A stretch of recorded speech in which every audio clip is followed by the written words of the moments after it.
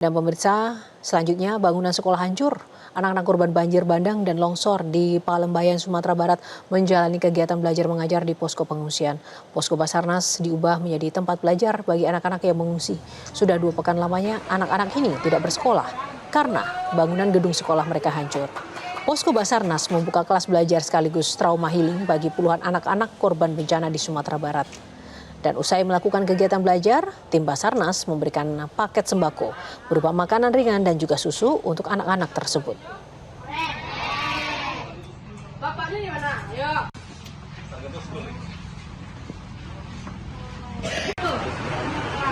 Namanya siapa?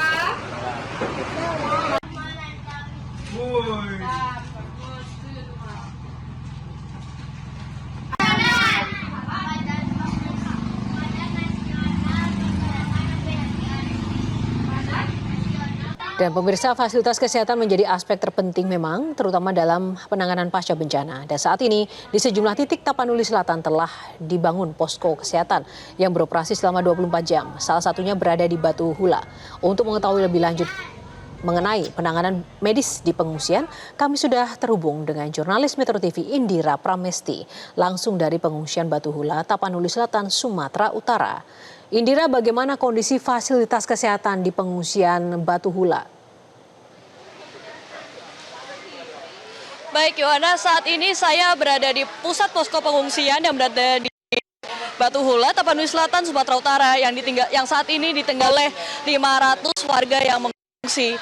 Walaupun begitu, pada sore hari ini memang terpantau ramai karena memang pada sore hari warga telah selesai beraktivitas di kampung mereka masing-masing untuk mengambil barang-barang sisa yang berada di rumah mereka di desa baik Huta Godang, Garoga maupun membersihkan lumpur yang di dalam rumah mereka. Dan di sini memang selain untuk singgah tidur ataupun makan, juga terdapat dapur umum dan juga fasilitas MCK, dan juga tidak hanya itu, di sini juga terdapat fasilitas penunjang kesehatan, yaitu posko kesehatan yang saat ini saya akan tunjukkan pemirsa, posko kesehatan di pengungsian Batu Hula, di mana saat ini terdapat obat-obatan, berjajar obat-obatan yang lengkap, dan juga terdapat medis yang sedang bertugas.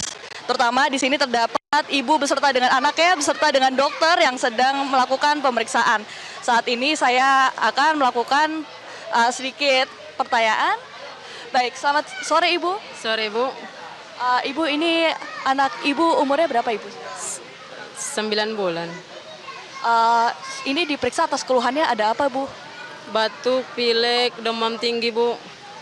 Untuk kayak penyakit gatal pada kulit ataupun muntaber itu anaknya ada gejala seperti itu tidak Bu? Nggak ada Bu. Cuman batuk, pilek sama demam tinggi kemarin pas habis hujan-hujanan gitu. Ini sudah berapa hari Ibu gejalanya? Apanya Bu? Gejalanya ini sudah berapa hari sakitnya? 1 minggu.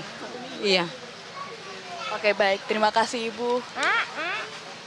Dan saat ini saya akan beralih untuk bertanya mengenai pelayanan kesehatan kepada dokter yang bertugas di posko kesehatan Batu Hula. Iya, Selamat sore Ibu. sore. Ya, dengan saya Dr. Ismayani Lubis. Ya, ini saya pasien satu biasa ya di Batu Hula ini, banyak pasien anak-anak dominan yang gejalanya batuk, pilek, demam, sehingga perlu diterapi seperti itu. Sehingga ini anaknya batuk, demam, mungkin akan kita beri obat ya Bu sementara ini. Nanti bisa kita lihat dan kita kontrol kembali.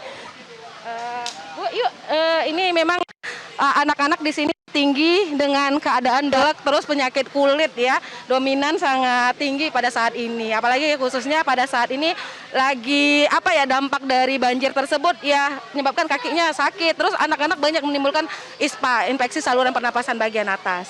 Baik, untuk penanganannya saat ini apa saja Ibu yang bisa diberikan oleh posko kesehatan? Kalau untuk penanganan lebih lanjut dari ini kita bisa memakai obat paracetamol, terus ada obat batuk juga yang sama ini disediakan oleh Puskesat, Puskes TNI, terus dari Dinas Kesehatan, terus dari bagian IDID dan anggota masyarakat lainnya. Alhamdulillah obat sampai saat ini masih tercukupin. Ini nanti kita akan lakukan terapi awal untuk anak yang dengan gejala demam ataupun pilek saat ini. Karena memang tingkat intensitas karena hujan dan karena faktor cuaca saat ini sangat memudahkan para anak-anak mengalami penyakitan saluran pernapasan bagian atas, khususnya infeksi. Untuk saat obatnya ini bisa bertahan untuk berapa lama Ibu? Untuk saat ini bertahan obatnya ini minimal kita lihat ya untuk 2 bulan ke depan masih bisa cukup. Alhamdulillah kita dapat banyak bantuan dari berbagai macam belah pihak yang sangat mendukung karena bencana tersebut, bencana ini. Pemirsa, beginilah situasi dari fasilitas kesehatan di posko kesehatan, posko pengungsian Batu Hula. Dan saat ini saya sudah bersama dengan Bupati dari Tapanuli Selatan, Gus Irawan. Baik, selamat sore. Ya, sore, Mbak. Untuk saat ini agenda hari ini di sini datang untuk apa, Pak?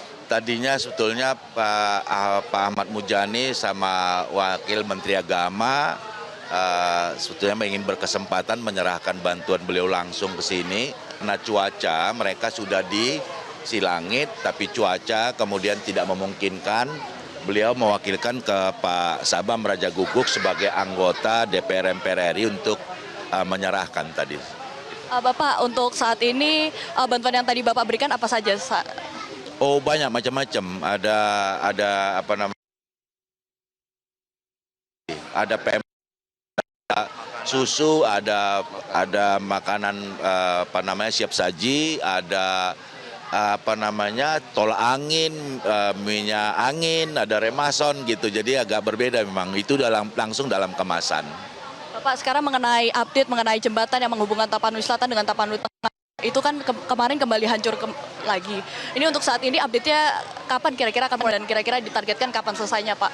Nah, ini kan ada persoalan besarnya adalah karena banjir bandang sehingga terjadi sedimentasi di hulu.